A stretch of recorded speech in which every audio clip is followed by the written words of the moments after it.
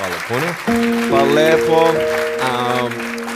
Guys, my name is Nick Vujicic. I was born in Australia in 1982, moved from Australia to California in the year 2006. And my life story, I'm just thankful that people have seen my life on some sort of level, whether it's just YouTube videos or seeing pictures of a limbless guy smile.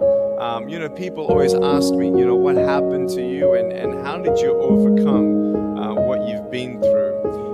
The title of the message that I've been given is Transforming the Walls into Doors.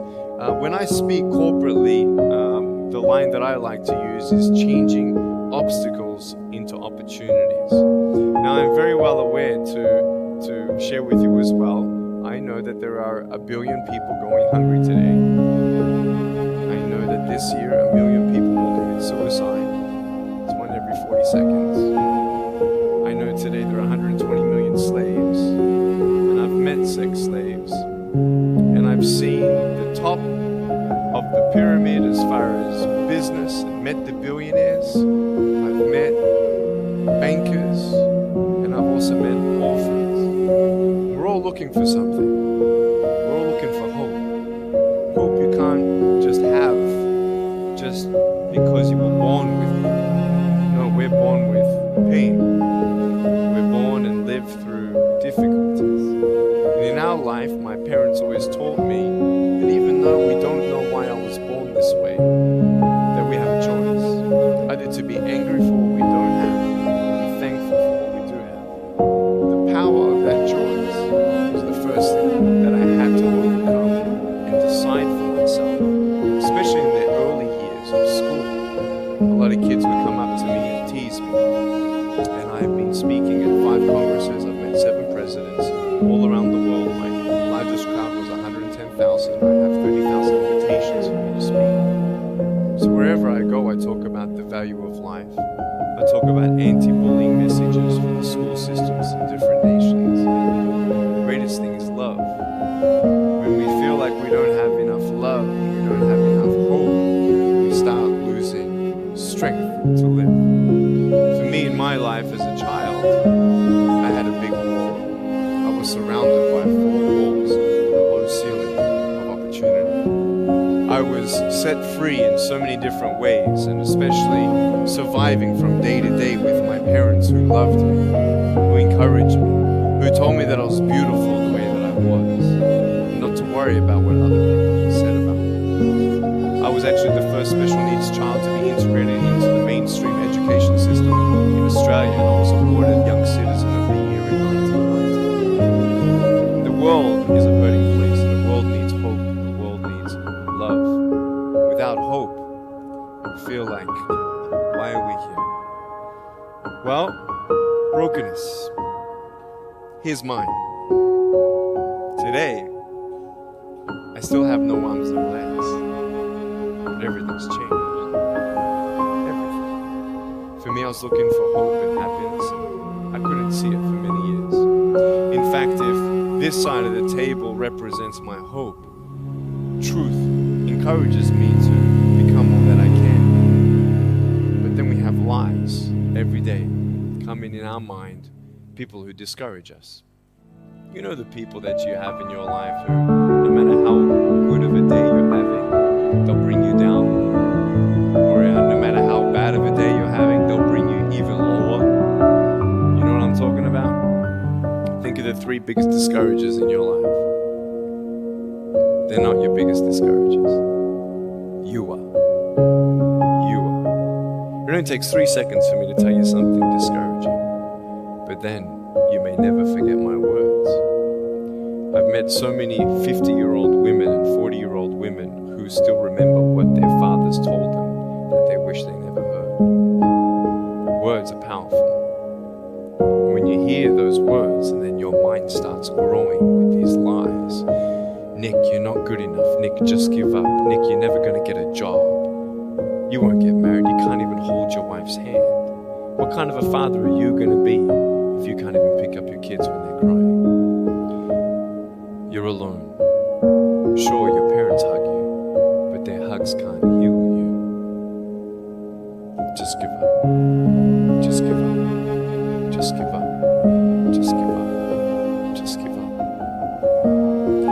age 8, I thought that I should commit suicide. Why? I didn't have hope. I thought I didn't have hope. Today you can see that I had hope. What's the word? Believing in something you do not see. Faith. Words can only do so much. Hugs can do much more than words. But when hugs can't do anything, that's where faith kicks in. For me, words and hugs were not enough, but I had no faith. So I tried to give up. At age 10, tried to drown myself in 6 inches and 15 centimeters of water. In my home, told my dad I just wanted to relax. Really, I wanted to end my life. I had enough. Lost me a bit.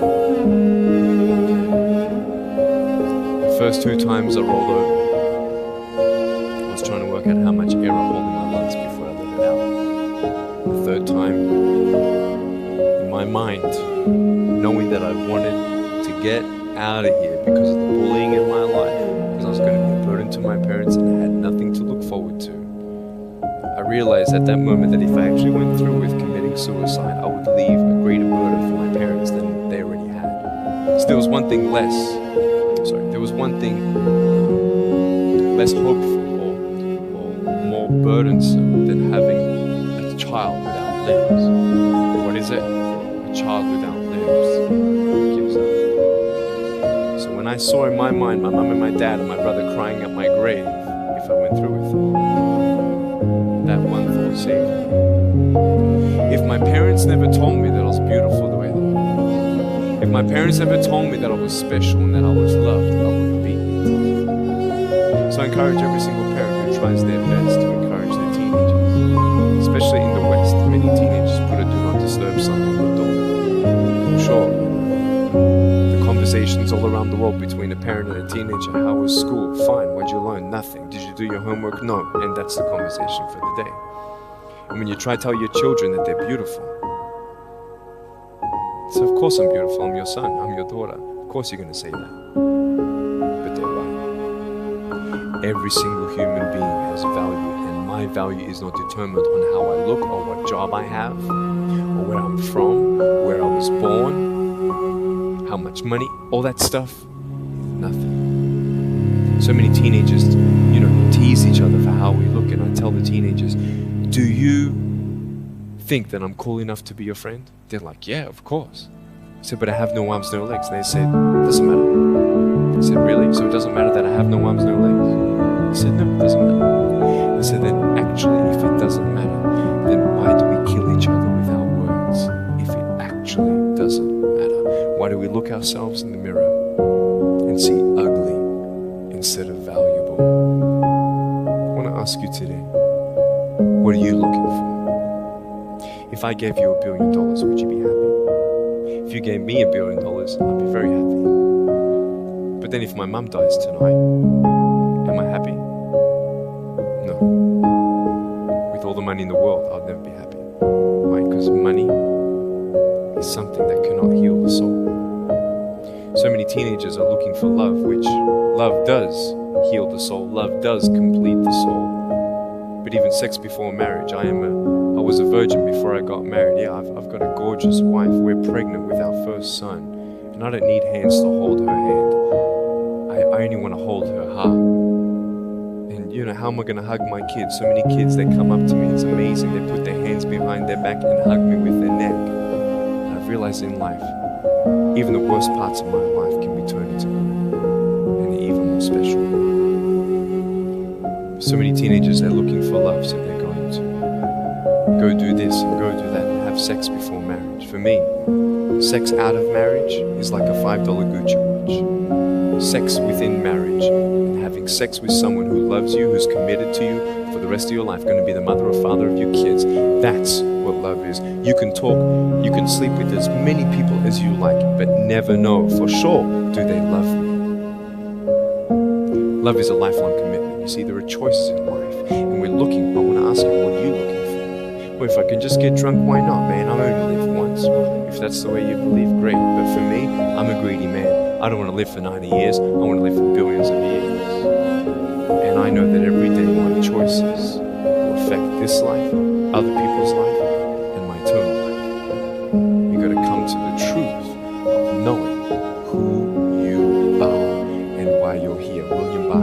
said, the greatest 2 days in anyone's life. The day you were born and the day you knew why. So, you're ugly. No, I'm beautiful the way that I am. And if you can't believe that for yourself, so many girls especially stay with their emotionally abusive boyfriends. Because if I break up with him, then who's gonna want me? See, we all want love. That's why we do what we do sometimes. To get into the crowd, I'm gonna swear, I'm gonna be cool. That's what this world is. I wanna look like her. If I was taller, shorter, smarter, more popular, whatever you want. It's not enough until you find the truth. I'm wonderfully and fearfully made. There's a greater purpose for my life. I am here for a reason. Sure, I didn't get a miracle. Yeah, I believe in the God who can do miracles. I have a pair of shoes in my closet. Why? I've seen blind people seeing and deaf people hearing. That's fine if you don't believe me. I got it on camera. But I realized something. If God doesn't change my circumstance, He's going to use my life to be a miracle for someone else. When you don't get a miracle, you can still be a miracle for someone else. I'm going to close off with this beautiful story. I was in Southern California. I have two organizations. I have a non-profit organization and I have a for-profit. I probably spoke between years 2007 and 2010, 1,000 times, 600 flights.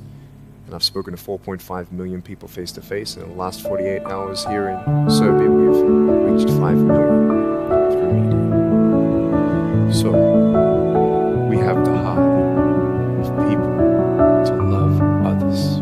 We want people to love each other, love yourself, dream big, and never give up. We're all looking for hope, aren't we? What are you looking for? Money, drugs, sex, alcohol, pornography, fame, fortune. Never satisfies. It's never enough. But I've come to a peace. So check this out. When I'm 24 years old, 5-6 years ago, I was in California. And I never met anybody else like me. When I was 10 years old, I wish I would have met somebody like me. Never did. Didn't get that miracle. But at 24, in California, I saw a little boy with no arms and no legs. 19 months old, just like me. I knew he was going to be bullied. I knew he was going to go through depression. I knew he would feel alone. I knew that he would get worried if he's ever going to have a girlfriend and so on and so on. I got the father to bring him up on stage in front of 2,000 people. And everyone was crying. And it was a materialization. Be a miracle for someone else. I am not a superhero. I go through ups and downs. So do you. They take one day at a time. And if you haven't found that peace of knowing who you are and why you're here, and where you're going when you're not here, for me, I want you to know that's how I've overcome. I don't have any walls. My book's called Life Without Limits. And what will be, will be. I've acted in a short film. 30 awards. I got Best Actor in a Short Film. I've done my own music video. I've written 2 books. First book, 30 languages, 800,000 copies.